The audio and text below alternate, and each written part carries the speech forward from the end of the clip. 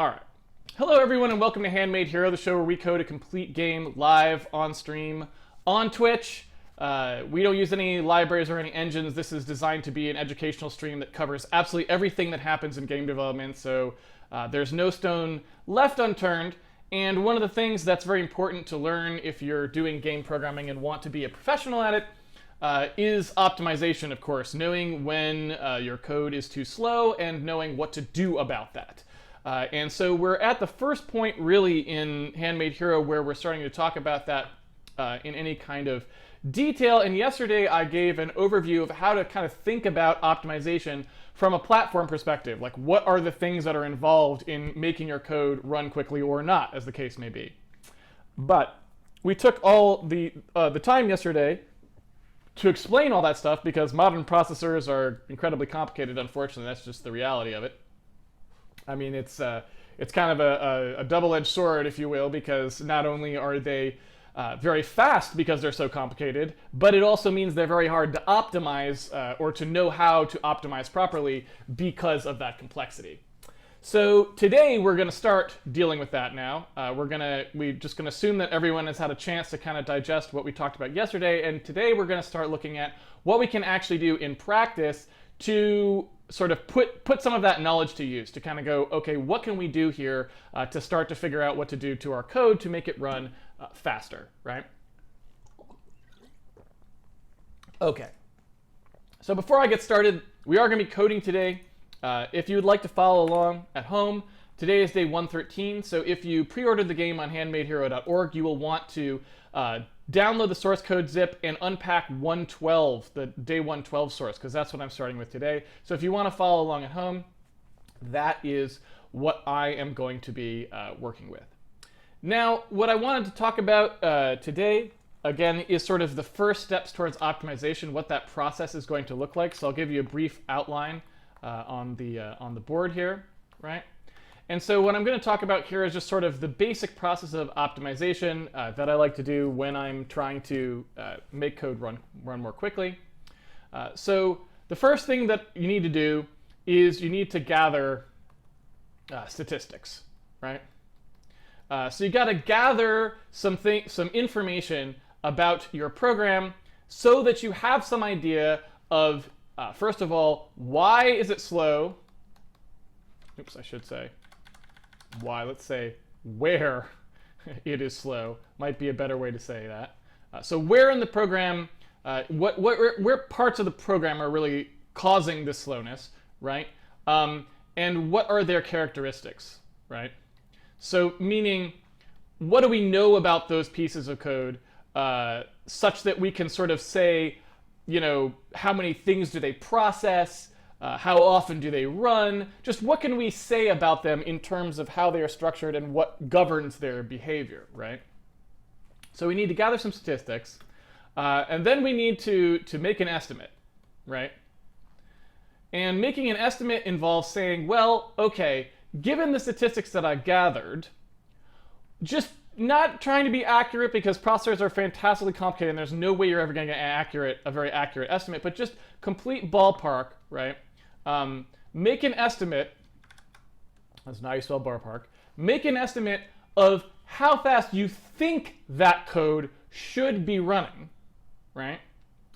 So that you kind of have, you know, now you know how fast it was running, and now you know how fast it should be running, right? And then you need to analyze your efficiency and performance. Now we talked about these two terms, right? These two terms are important because they mean different things. Efficiency is what work you actually are doing, right? A more efficient algorithm is one that actually just does less work. It's not about how quickly it can do the work that it does. It's about how much work it actually does do. And performance is about how quickly it does the work it does have to do, right? And again, you can think of this as, in the most simple case, let's say I wanted to add a bunch of numbers together. Performance, for example, is just how fast you wrote the code that can just literally do the adding, right? How fast is it to add two numbers together, right? And efficiency is about how many numbers you actually had to add together. Because maybe you can do some kind of optimizations in your code where you know that a bunch of those numbers are going to be 0 once you can test a few things, and you can just eliminate them from ever appearing in like the final sum, right? So efficiency is about, getting better efficiency is about reducing the work that you have to actually do, and getting better performance is about figuring out how to get that work through the CPU as fast as possible. So once we have this, we're going to analyze our efficiency and performance based on this information here, right? To see what we can say about our chances for optimizing the code. And then finally, we can, we just got to start coding, right? Finally, once we have some opinion of what's going to make the biggest difference, right? Can we boost the efficiency of it? Can we boost the performance, right? And when we kind of have a plan that we think might actually work, then we start actually programming something that will, is designed to be a faster version, and we see if it actually works, right? So that's the process. And so the first thing that we're going to do is the gather statistics, which is just programming, right? So we have to go ahead and start gathering some statistics. Now, the way we're going to do this is we're going to instrument our code. Instrumenting means kind of adding stuff to it to make it report the statistics to us. There are other ways that you can go about doing this. There are commercial programs which try to analyze your code for you, like vTune and stuff like this. We're not really going to be using those. We're going to show how to write and gather statistics ourselves.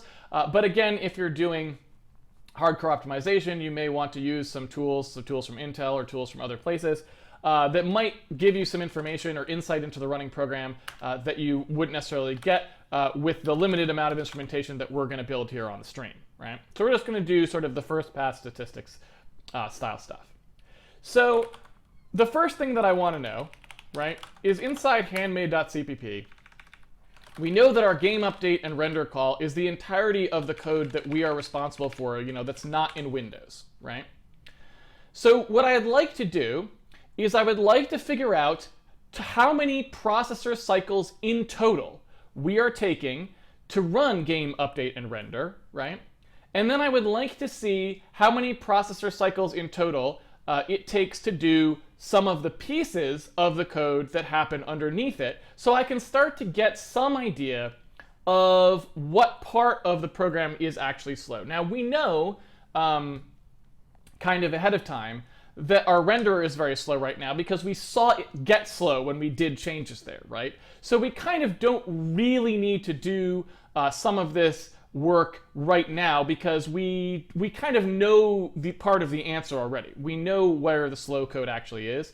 But because in general we're going to want to be able to track down things that might be a little bit harder to know in terms of performance, I'm just going to go ahead and do sort of the general purpose instrumentation so we can see how we would find out what's going on.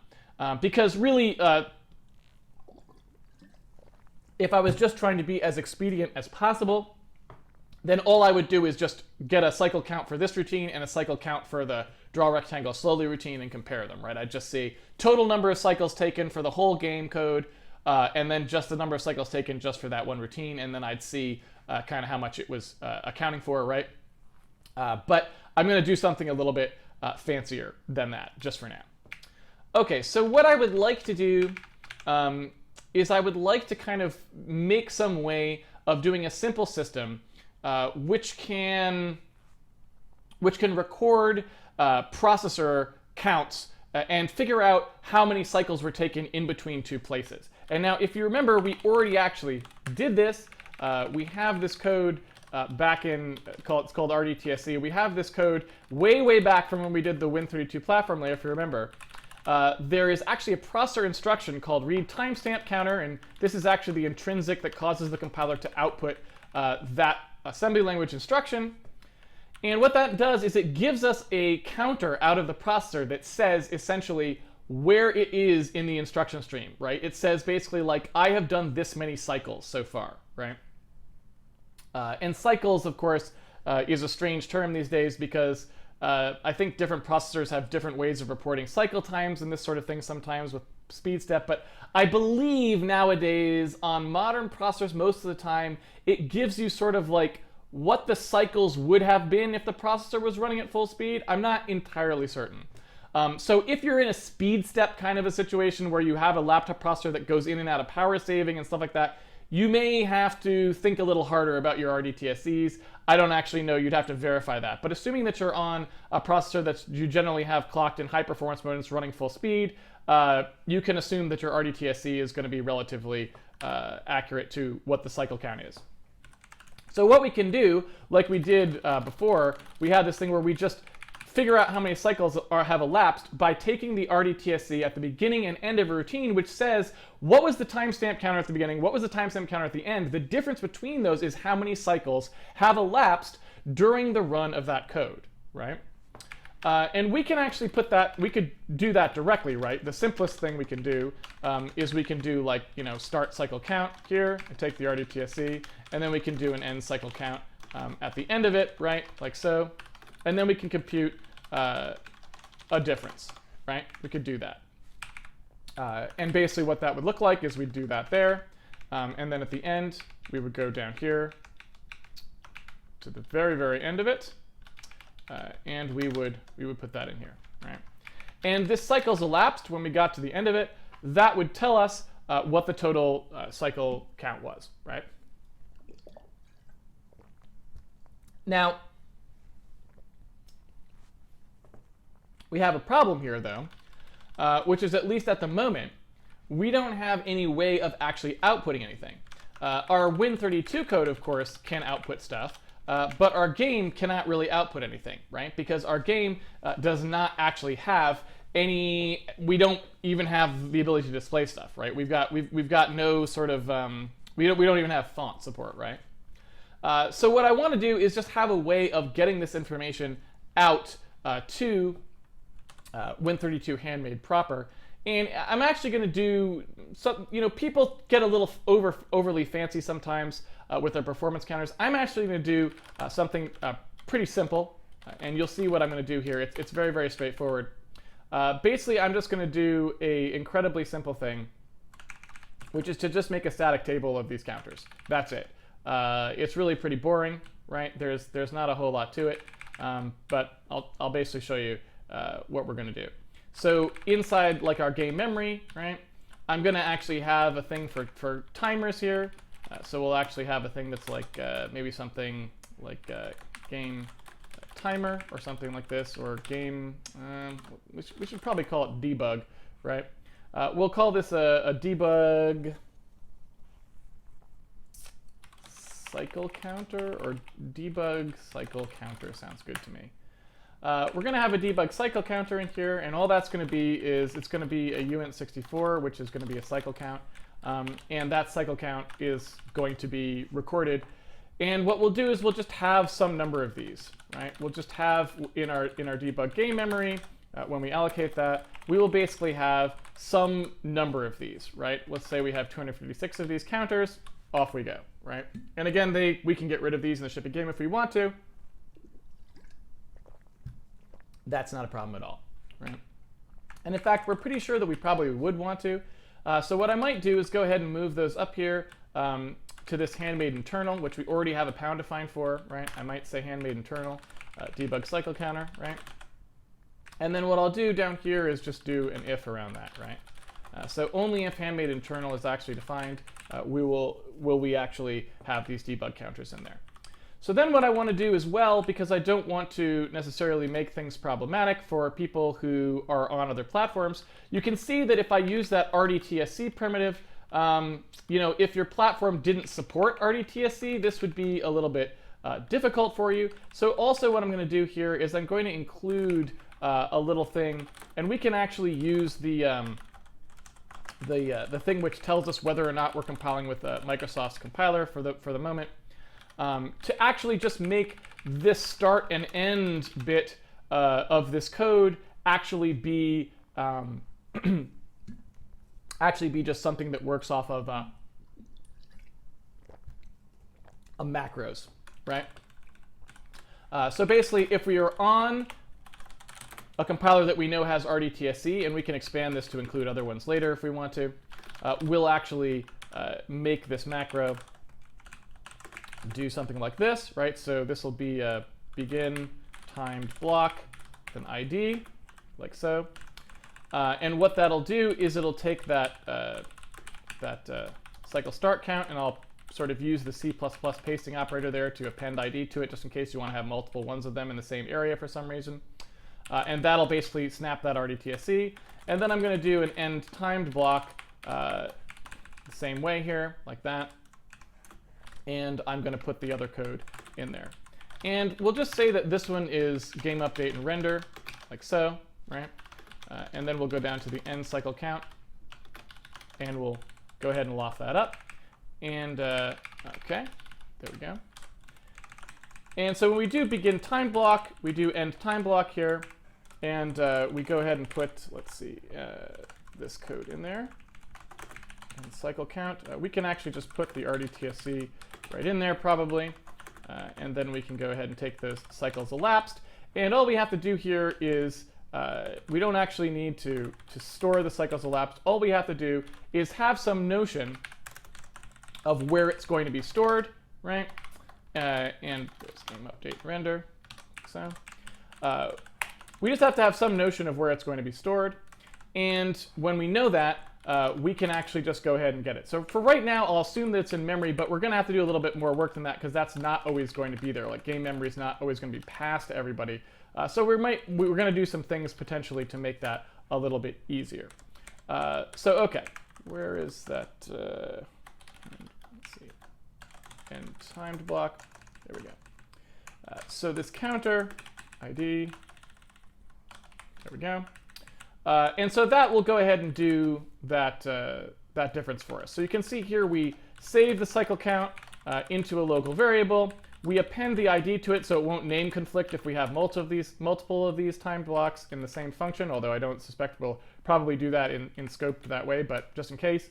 And then what we're going to do is get the RDTSC again at the end, take that difference and add it in to whatever the counter actually is, right?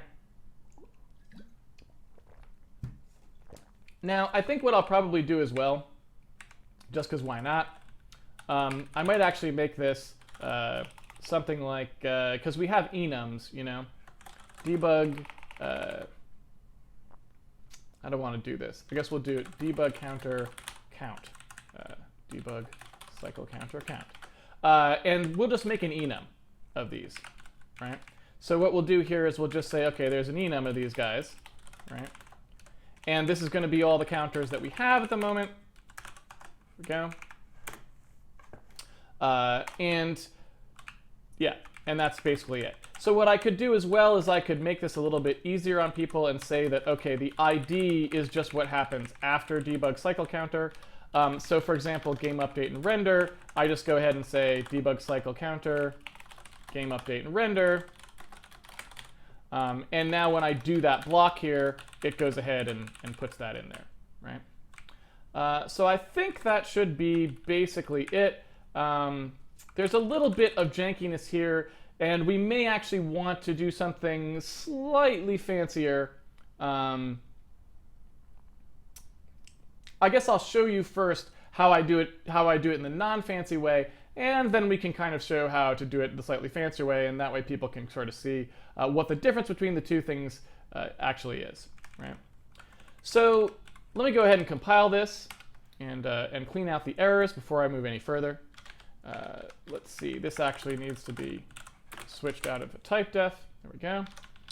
And end timed block plus equals debug cycle counter. Oh, right, and I need to dereference that value there. There's that cycle count, like so. All right. And now, in theory, you know, we can, if we run the game, go back in here. If we run the game, nothing in particular is happening, but now actually that value should actually be going up with every iteration of the game code, basically. And now, of course, we also probably want to start compiling this in release mode, and I'll talk about kind of why we're doing that in a second. Okay, we are compiling in release mode. I also think probably the other thing we want to do to cut down on our runtimes, building those ground chunks is a huge cost for us right now. So I'm going to turn that off just temporarily while we get our timer stuff working, and then we can go back to it in a second. So fill ground chunk, I'm just going to go ahead and sort of take that out of the equation here, like so. So it will not impact us at all. Okay. So here is our game running, right? And it's still blitting those ground chunks. It's just they're filled with yellow at the moment instead of anything real. So now what we want to do is we want to start getting a look at those timer values so that we can see them a little more clearly, right? So let's go into Win32 Handmade. We know that when we pass in memory, it's going to do that debugging. It's going to do those debug counters, right? And so when I call game update and render, actually I think it's just called update and render in here because it uses the pointer. Let's see here. So when I call game update and render, what I want to do here is I want to clear out those timers first, just to make sure none of them are actually set to anything.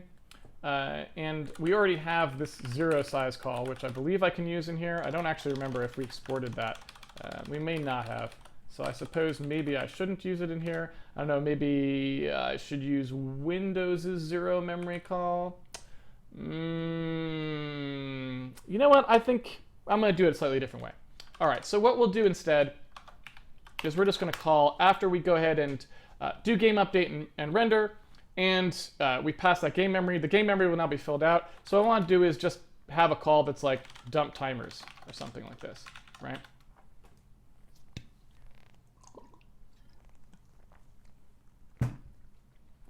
Okay. And I guess I want to maybe call it something more like this, like handle debug cycle counters, like that. And so I'm going to go ahead and pass the game memory there. And then what we're going to do is come out here and make that actual call. Now again, that call, of course, is going to be one that we only want to do if we actually have debug counters, right? So in here, when we actually do this guy, so if I do internal void handle debug cycle counters, and we've got game memory, right? And there's the game memory. I'm only going to do the inside of it if we have internal on. That way, if the debug counters get compiled out, this routine won't do anything, which is what we want, right? We don't want it to actually do anything. We don't want to try and, it would be a compile error, right? It wouldn't be able to access any of the stuff. So what I'm going to do here is introduce a variable that's like the total cycles. Actually, I guess we don't really need total cycles at the moment. We'll have to think about how we do that one. But as we get fancier, I'll show you more and more stuff we can kind of do with these counters. And I was getting a little bit ahead of myself there. So let's go through the counters that we have, right? We know that we've got a certain amount of counters in here. Let me bring up that platform. Let's see here. I'm just going to count. There it is. Counter. I guess this should probably be counters. Counters. And we're going to go through the counter index, get each one of those, and take a look at it. So the debug cycle counter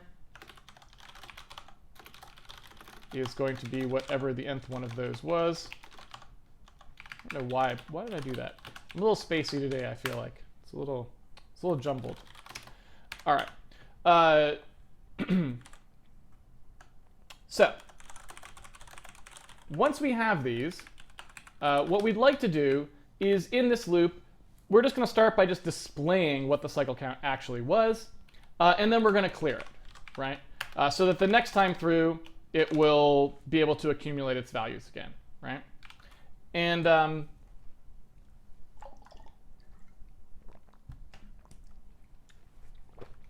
what I'd like to do here is just, again, use the output debug string, which we have. We've used before to just print stuff out. And again, this is just for debugging printout.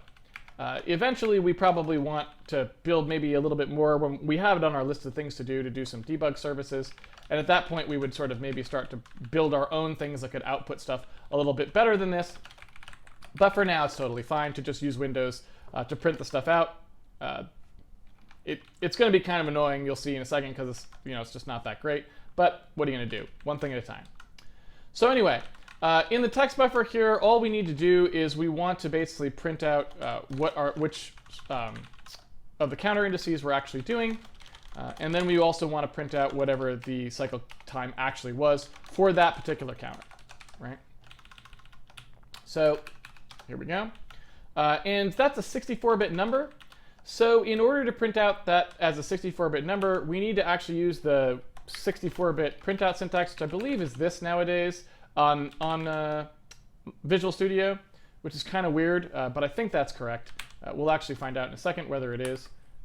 It's a very strange syntax and not particularly good, but you know, that's just what it happens. What it happens to be. I got to change this to counters, like so. Okay. And then my output debug string there. I guess I should take a look at what I was actually doing. Yeah, we should probably also do a little thing that just lets everybody know debug cycle counts, like so, and then that way this guy will print that out and make it clear. All right, so this will tell us, right, how many cycles we're actually spending, or at least we hope that it will. This should go to our debug output here, right? It should say roughly how many cycles we are spending to run the game, right? Now this is not including the code that we're doing in Windows, right? But this is the actual cycle count that we're getting.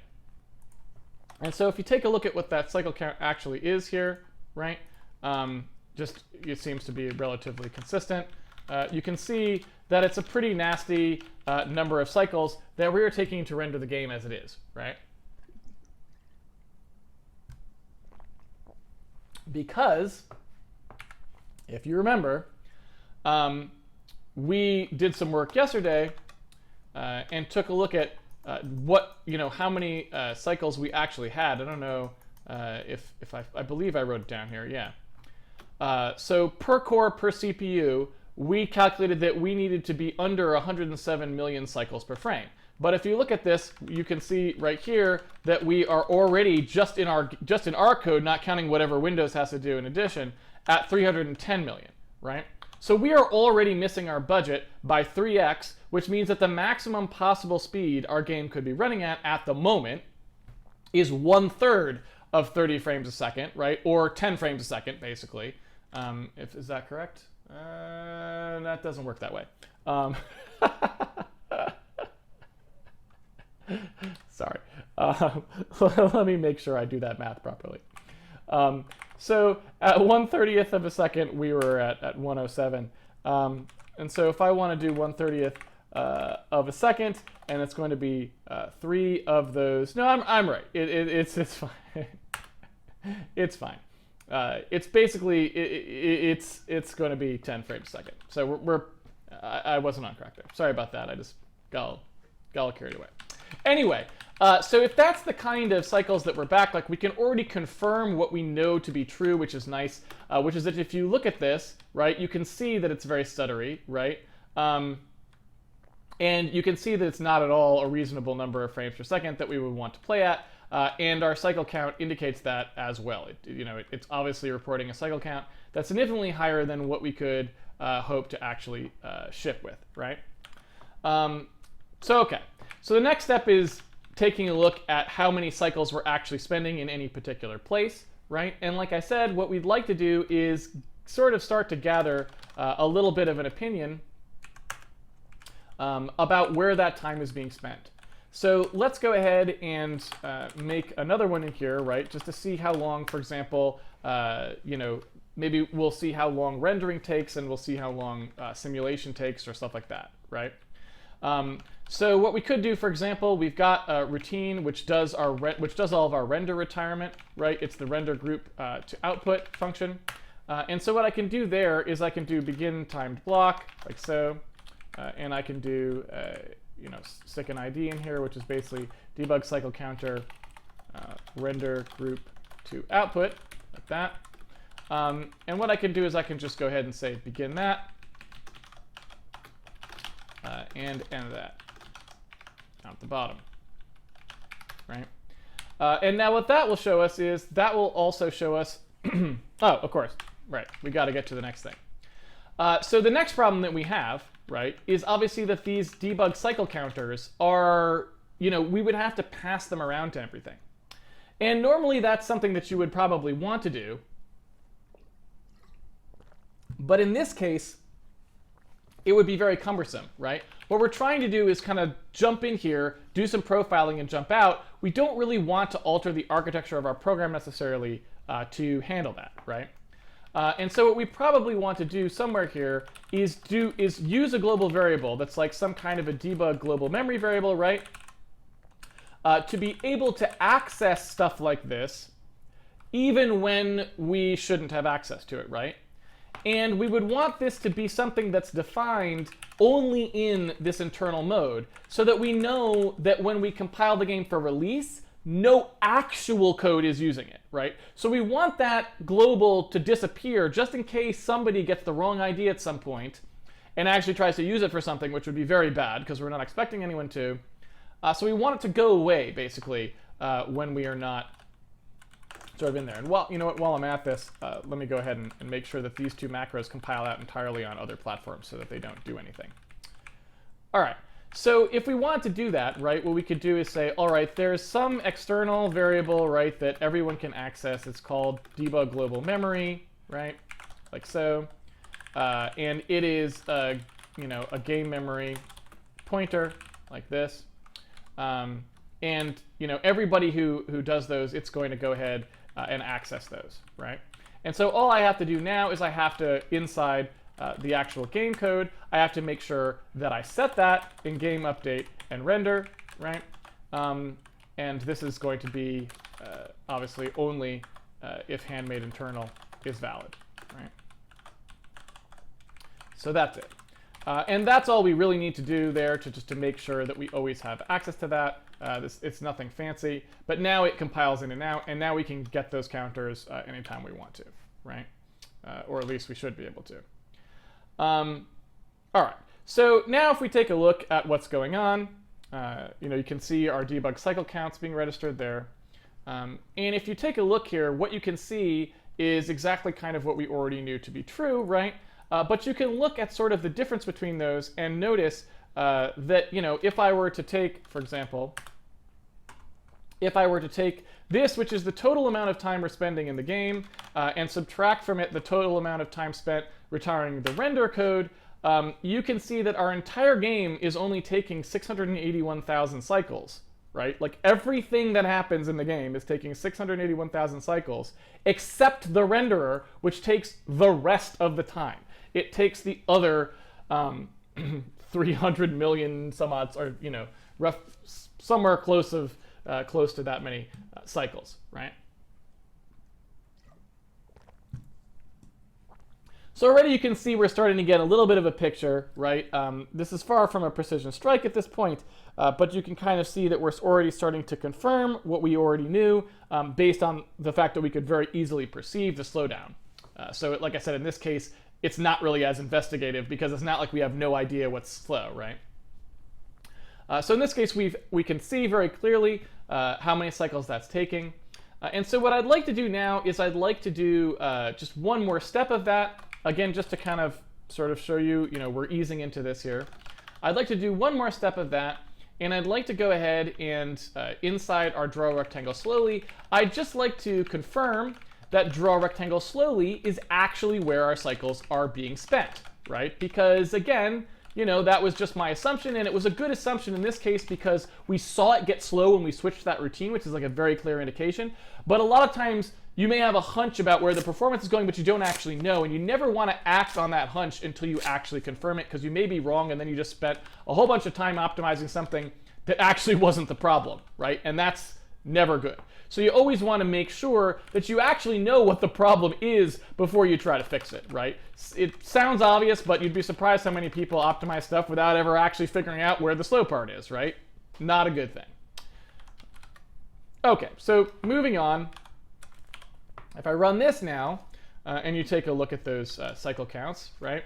you can again see that it's exactly in line with what we would expect, right? You can see that pretty much all of our time is being spent in that draw rectangle slowly call, and because the difference between these is kind of minimal. Now there is a little bit more. You can see that the amount of time spent in the game is actually small compared to the amount of time spent in the renderer, which is small compared to the amount of time just spent to draw a triangle slowly, right?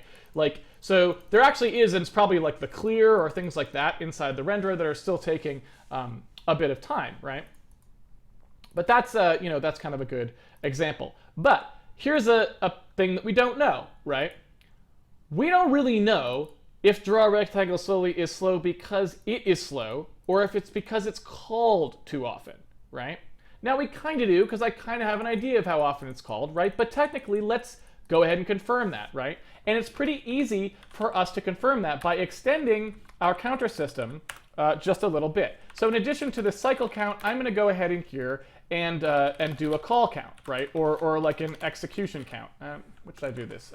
Hit count, let's call it, right? So the number of times this code path is actually hit. And that's really easy for me to do. All I have to do in here is when I go ahead and retire this counter here, I can also, in addition to changing the RDTSC, I can go ahead and change the hit count as well to be one more than it was. And that will tell me how many times I've actually gone through that particular block and actually executed that particular block, right?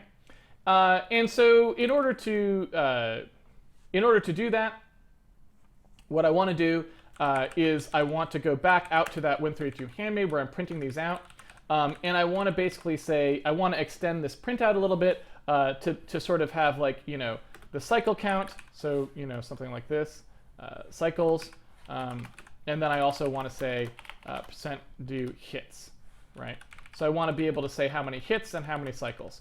And furthermore, while we're at it, we might as well do cycles per hit, right? We might as well do a little like cycle per hit here. And the other thing, what I could do, because we don't want to divide by 0, but we also don't care if a counter actually has never had any hits, what we can do is say if the hit count is greater, if the hit count's actually something other than 0, we go ahead and print it out and clear it. Otherwise, we ignore it. So these are just the places where the program actually spent any time, right? So we've got the counter index, we've got the cycle count, we've got the hit count, and then we've also got the cycle count divided by the hit count, right? And that's how long it took on average to go through that function, right? Not a particularly useful measure at the end of the day, but, we could print it out, and so we printed it out, right? All right. So, there's already kind of some interesting things here, right?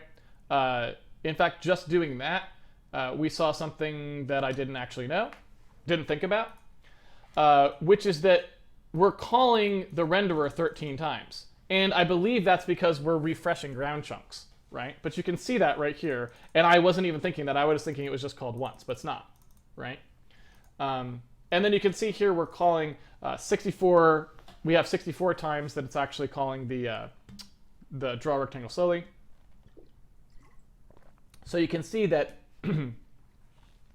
based on these numbers here, what we can see is it's not a question of drawing too many triangles, or I should say too many rectangles. It's a question of the rectangles themselves are large enough and slow enough that we're spending a ton of time just to draw any given one of them, right? So there you go. So most of this stuff, again, is just confirming what we already know, but it's usually a good idea to confirm this stuff, and more importantly, it's a good idea to know how to do this because sometimes you don't know where the time is being spent, and it's pretty simple to just do a little hierarchical cascading bracket like I did just now to figure out where it is. Okay. Now there's a bunch of other stuff that we could do, but I want to do one more here, right? Which is I want to put in one that I'm only going to put in temporarily. And what I want to do is I want to go ahead and figure out how many pixels we're actually, how many pixels are we actually retiring. So if I go into our render group here, and we're in draw rectangle slowly, I want to figure out how many pixels we're actually filling just at this particular moment. So each time through this loop, this is a pixel, right? So what I want to do is, I guess I'm just going to, do it the most straightforward way. I'm just going to go ahead and count the internal block, right? So I'm going to call this like, fill pixel or something, right? And I'm going to go ahead and do that from here down to the place where we actually retire the pixel, right? Like so, if that makes sense. So this is fill pixel. And you know what? I'm going to do something else too. I'm going to do something else. I'm going to call this test pixel, and I'm going to call this fill pixel, so we can actually see how many pixels we fill and how many pixels we test, right? Does that make sense? So we can kind of see the difference between those, like so. Okay. And in order to do that, obviously, I just have to add 2 more in here. This will be our test pixel, and this will be our fill pixel. Okay. So now those are not particularly interesting necessarily for the cycle counts. What they're interested in, what I'm interested in seeing there is what's our actual fill count, how many pixels are we actually filling versus testing, right? And what you can see there just right off the bat, obviously we're filling a tremendous number of pixels, but what you can also see is that we tend not to be wasting too much time there. Most of the pixels we test are pixels we actually do fill, right? And so that's pretty good. But there's one more thing that I would like to check out here, right? And let's go ahead and do that inside the render group as well. One more thing that I would like to check is how often do we actually need to fill that pixel? Because remember, we have alpha blending, right? And so it would be interesting to know how often we miss as far as alpha is concerned. Well, you know what? I take that back. I'm not quite going to do that yet. That might be a little premature because right now we don't really have enough stuff on the screen to really get a fair measure of that. So that's probably a little unfair. But unsurprisingly, our fill pixel and our test pixel are very similar. And the reason for that is because we're not really rotating much at the moment, right? In fact, if anything, I guess I would have expected that to be a little bit different. It feels like that's probably, that might even be part of the fact that we haven't quite gotten all our edge stuff correct, because you would think these would actually be exact, right? Because we're never rotating, so in theory, you should pretty much always fill all of the, we should be able to get that pretty much exact, because we should, if you're not rotated, we should always be able to know exactly which pixels to iterate over. So that's a bit of an obvious red flag right there that we should be either computing our bounds differently or computing our edge functions differently, right? So that's something to think about as well. Let's see here. So we are talking about filling this many pixels, right? That's how many pixels we're actually filling. So I'm going to take a look at that number just for a second.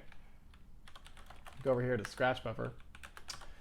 So this is how many pixels that we actually filled, right? Or I should say tested. So at our current resolution, how many pixels are actually on the screen would be the other question, right? And it's 960 times 540, which is 518. Let's do that again. I want to know how I can, like, there's got to be some way to copy that into the oh yeah, it automatically puts it in the kill ring. Yeah, nice job, Emacs. All right. So that's the tested number of pixels, and that's the total. So if we take a look at these two here, right, you can kind of see that actually right now, we're not really operating on that many more pixels than the total number that are even on the screen. And that, suggests to me anyway, that we're not that bad off in terms of what's called overdraw. And overdraw is just, of course, how many times you fill any given pixel on the screen. Because remember, let's go ahead and make this a little more explicit here, right?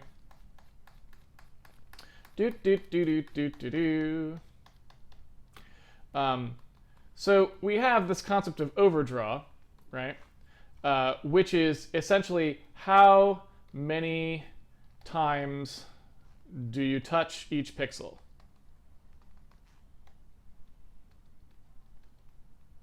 right? Because we kind of know what our lower bound is. We know that we have 518,400 pixels total. So if we were to make a renderer that only ever touched exactly each pixel on the screen once and put exactly the right color there just in one go, it would have to do exactly 518,000 operations, right? That's like what it would take. And so overdraw is the measure of how many times you have to revisit pixels because, for example, you blip one thing on top of another, you're now overwriting work you did before, right? You're essentially wasting the work that's on the underside. And so this speaks directly, overdraw basically is renderer efficiency, right? It has nothing to do with the performance per se of the renderer. It's not how fast the renderer can actually fill pixels. What it is how efficient is the renderer, right? How often does it have to redo those pixels tells us exactly how efficient our renderer is being. So one thing that we do know is as these numbers diverge, as the total number of tested pixels diverges from the number of pixels on the screen further and further, we're getting further and further away from optimal. Right now we're below 2, which isn't too bad actually. But it's also the case that if you run the game, there's nothing on the screen right now, right? We're not seeing a whole lot of things happening on the screen. So that number will probably go up as we go, and it's probably, we'll have to create some test cases to force it up in the meantime, just so we can work on getting that number down, right?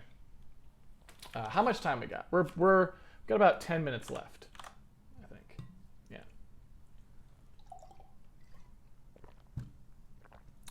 All right. So, let's think about this. What have we done? What have we done? So we now know some of these things that I said are the first step. We did that work. We now know exactly where we are slow, and we do know some characteristics about that thing, right? We know that right now it's not having a particularly large problem with overdraw. We know that it is having a particularly large problem with speed, because we can also look down here and see how many cycles per pixel we are spending, right? We are actually spending 400 cycles per pixel, it would appear, right? If you actually do this, you take a look at what this is saying. It's saying that this is how many pixels, and if we divide this number by this number, we get 400, right? So 400 cycles per pixel is how much we're spending right now, and that brings us to the next step here, which is make an estimate, right? Is that good or bad? Where is that 400 cycles per pixel? Are we going to get much better than that? What's going on, right? So let's start by, again, doing a little bit of experimentation here, just to sort of get a little bit more of a sense of what's happening. Let's just assume that the only thing we were going to do, we were not going to do the normal map lighting, right? Because at the end of the day, the normal map lighting, if we couldn't get it to work fast enough in the software render, we could turn it off. But also, we don't need to use it for some of the operations, right? We don't need to use it for like the ground compositing and stuff like that. So I want to take a look and just see how slow it actually is in this other case where we don't ever do the normal map compositing at all, right? So let's go ahead and do that, right? So here it is. Because again, that actually, we weren't passing normal maps down, so in theory it should have been roughly that. And you can see that the number is pretty close, right? It's like 375 cycles per pixel, something like that. Okay. So that's all good. That gets us kind of just a little bit more information about what we needed to know. So that's where we're at. Now, say something like that is what's being spent at the moment. So we have some slight loose ends to talk about here. First of all, these are ballpark timings, which is very important to understand. RDTSC does not necessarily give you some kind of an absolute idea of exactly how fast something is, and you can tell this just by watching the numbers scroll by. They're different, right? Now the game isn't in a different state. It's drawing the exact same thing, right? Nothing here is even animating at the moment. Okay? And yet if you actually look at what's going on in these numbers here, you can see that they're fluctuating. And the ones that are fluctuating are specifically the cycle counts, not the hit counts, right? Because, hey, the program's running deterministically every time in terms of what gets executed, but the cycle counts are non-deterministic. Why is that? Why do they change each time? Well, the answer is, of course, because modern processors are incredibly complicated.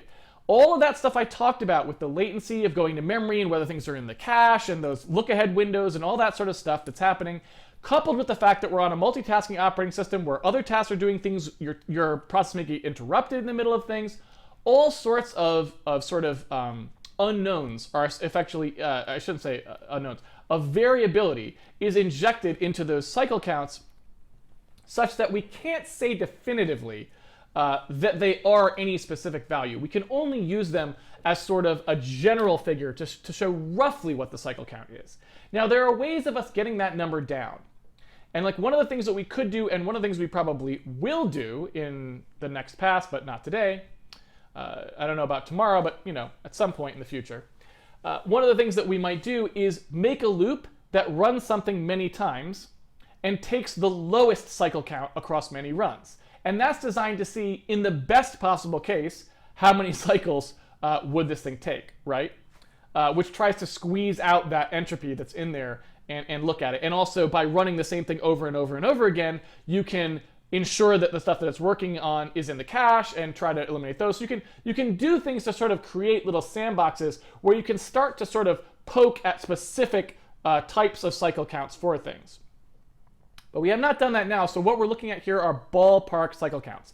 They are roughly how long it takes to do things. They're not exactly how long it takes to do things, and it's important to keep that in mind. So you have to understand when you look at numbers, when you look at profiling numbers in general, that's always the case. You have to know what is the actual thing that you're getting this piece of information. Is it super accurate? Is it super inaccurate? Is it somewhere in between, et cetera, et cetera? So that's what we know. Now we've got about 5, 6, 7 minutes left, something like that. I think we started 8 minutes in. So let's take a look at making that estimate, right? What are the things that we actually needed to do per pixel, right? What are the things that we actually needed to do? So I'm going to go ahead and grab this loop out here, right? Not counting those things there. I'm going to grab those out. And I am going to take a look at how much they cost, right? So what do we have here, right? This is just renaming some variables, so that's not necessarily something we need to count. But here's a subtract, right? So we basically have a v2d, so we have to do 2 subtractions, right? Right? That's 2 subtractions, the x and the y, right? We've got dot products here, right? In fact, I guess I'll do them this way. We've got 2 subtractions. Subtractions is 2. Dot products. We've got 1, 2, 3, 4 of those. We've got 3 more subtractions in here. Sorry, 4 more subtractions, right? We've got a negation. 1, 2 of those. And we've got these perps in here, but those probably can go away, right? The perps are just swizzles, so those are fine. Yeah, so that's only going to negate one of them because the perp will negate the other one, right? So I feel like those are pretty straightforward as well. This is, again, a little bit of a ballpark. We've got 4 comparisons that we've got to do there. Let's see here. We've got to create the screen space U and V. So we've got, multiplies.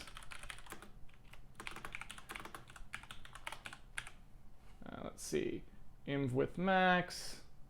Yeah, we're going to have to do those. So we've got multiplies. We've got 2 there. We've got, again, I'm doing this really quickly.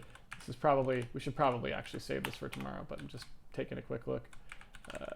2 more multiplies, right? 2 more dot products in there. Let's see, we've got 2 more multiplies, 2 more subtracts. More multiplies, 2 more subtracts. 2 more subtracts down here. And then the sampling.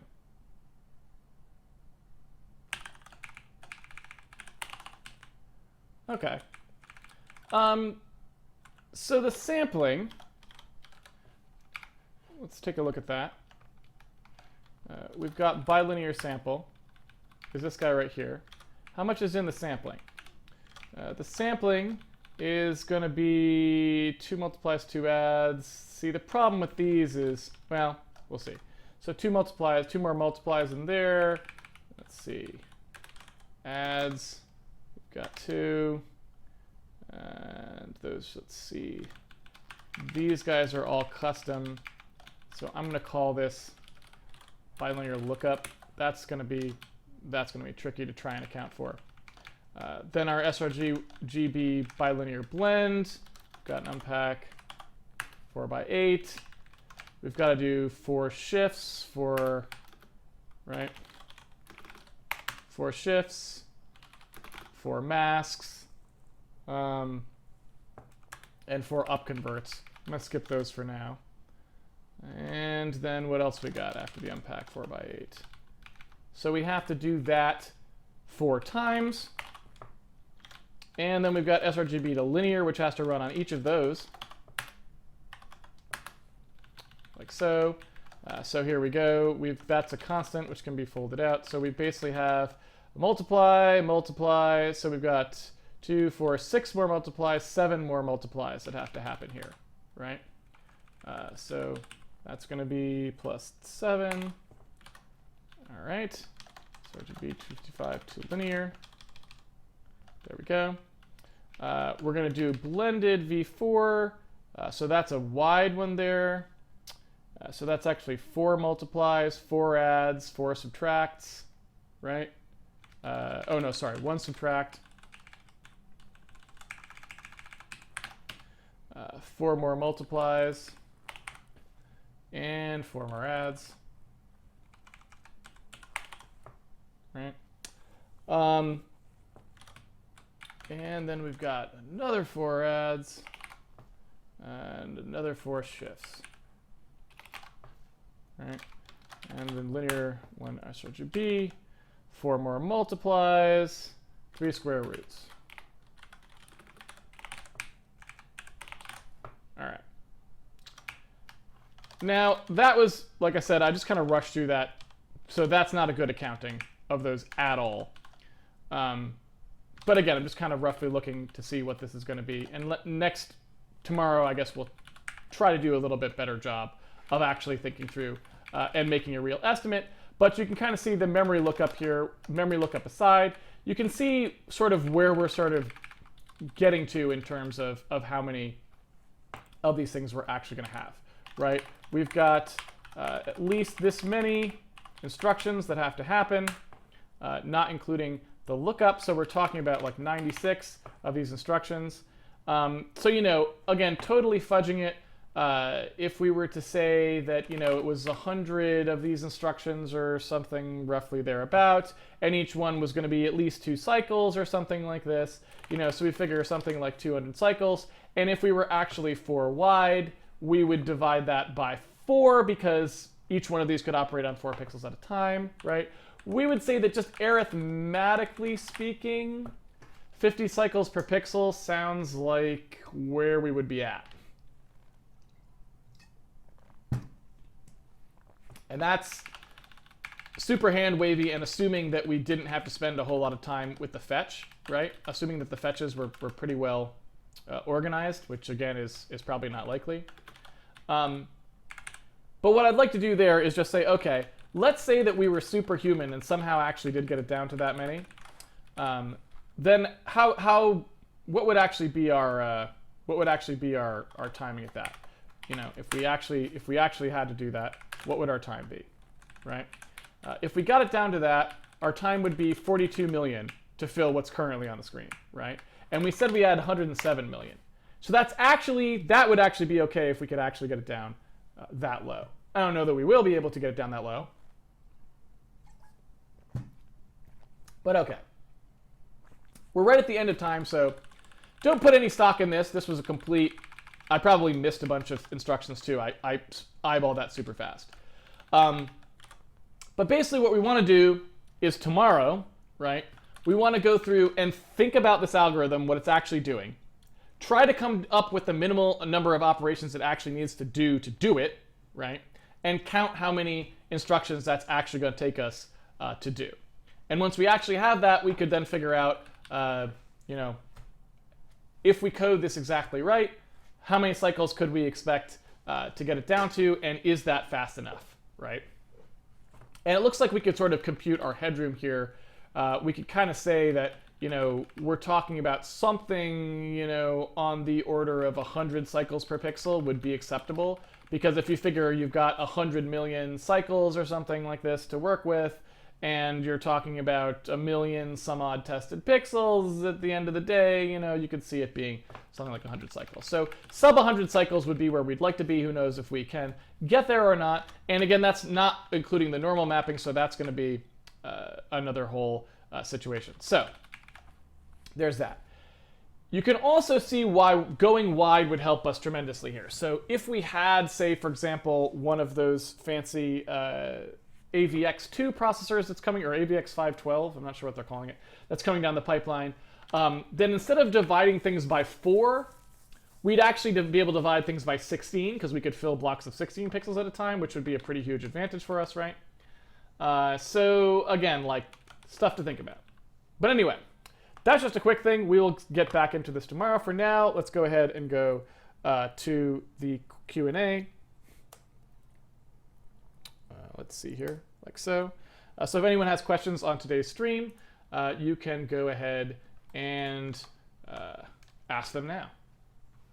Let's save this guy off.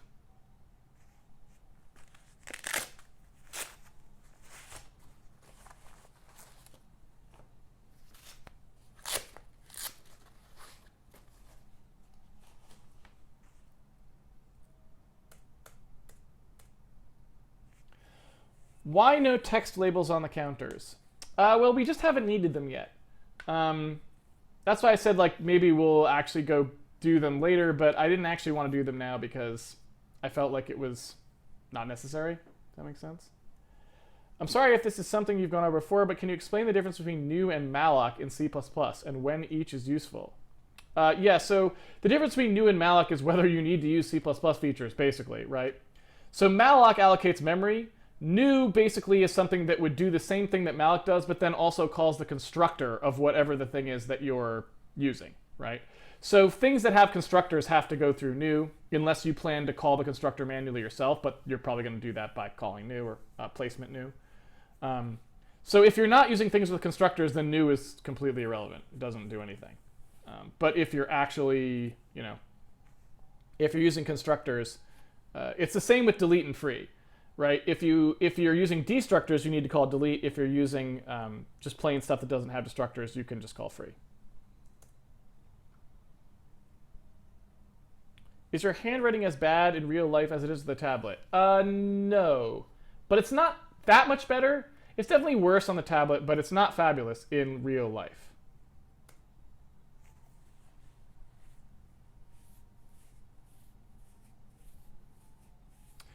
Can you also cut out instructions by doing more work to save previous computations, like d minus x-axis followed by d minus x-axis minus y-axis? Yes. We will absolutely try to eliminate any redundant stuff, although the compiler already is probably doing some of that for us, since we're compiling with optimizations on in the compiler. So there's that.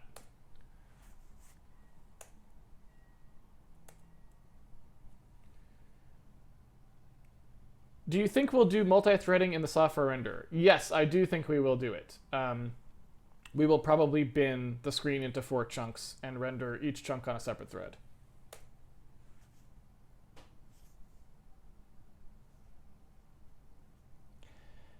Is it possible to quad pump every operation? I'm not sure what you mean by every operation. And I'm not sure what you mean by quad pump either. If you're talking about issuing instructions, then no.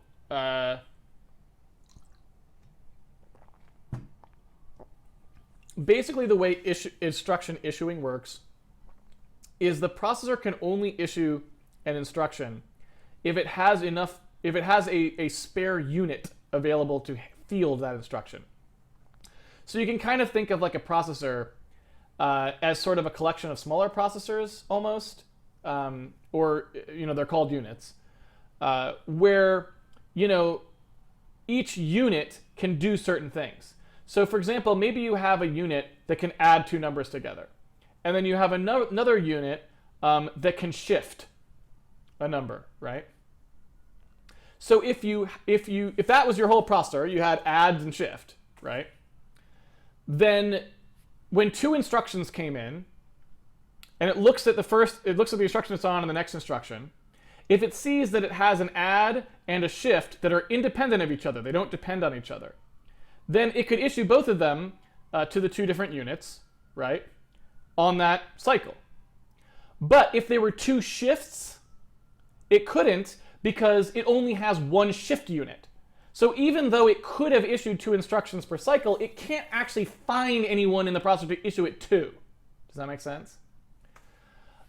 So figuring out stuff like how many instructions you can issue per cycle at every point in the program is actually, again, a bit of a hardcore optimization topic, because it involves knowing the processor well enough to know how many units of each type it has and whether or not they would be able to issue on that cycle or not, right? And that depends on when they retired whatever the last thing they issued was, and it also depends on how big that out of order execution window that I talked about is, where the processor can look ahead and pull out things that it might be able to do. So again, a very complicated question, and typically it's very hard to know. On an x64 processor, it's like kind of the worst case, because x64 processors are very varied and they have lots of minutia and stuff like that. And so, I don't really know. I haven't ever done that hard of optimization for it. On the Xbox 360, I did do that serious of optimization at one point, and I knew that processor very, very well. So I could tell you, I actually knew exactly okay, at this point, it could issue these two instructions because they don't conflict in this, that, and the other thing, right? And again, that's just a question of, usually it's a question of need. We probably won't try to optimize things that far on Handmade Hero, like I said. But, sometimes you end up in a position where you do need to, and then you need to know, right?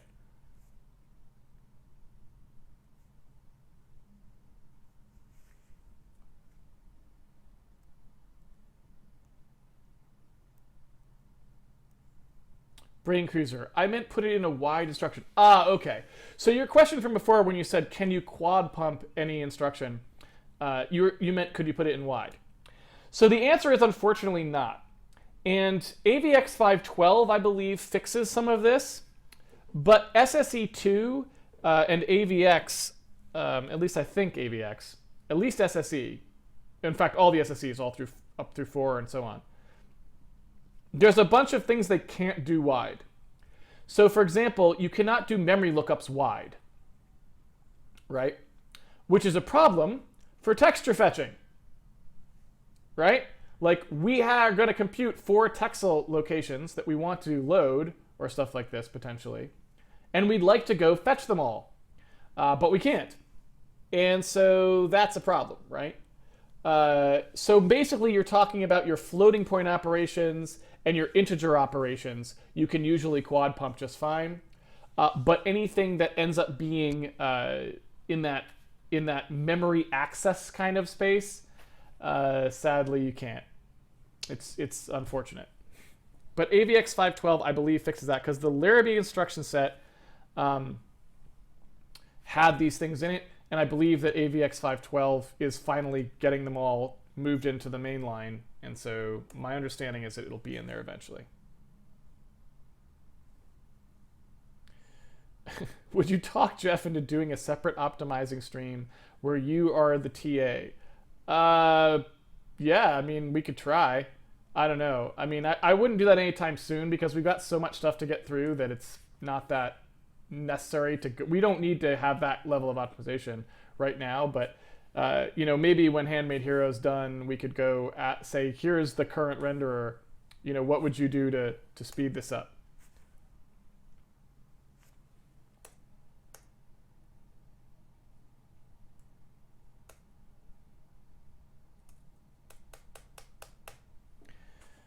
looks like that is the end of the questions. Am I right? Am I right, peoples?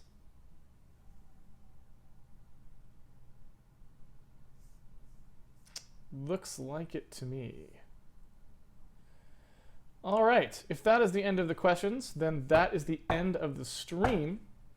Okay. So, basically, we're in a pretty good spot now. I mean, we sort of have, we sort of have an idea of what's going on. We need to now kind of get down into the nitty-gritty of this routine and figure out what it is that we actually need to do to it, and what we can expect to get out of it in terms of performance if we did it really well, right? And the normal mapping we also probably want to take a look at just to see how realistic it is to be able to do that sort of lighting on there. And again, maybe that might be something that we can't do in the software render because it's too slow and we have to do it only on the hardware path, and that's fine too.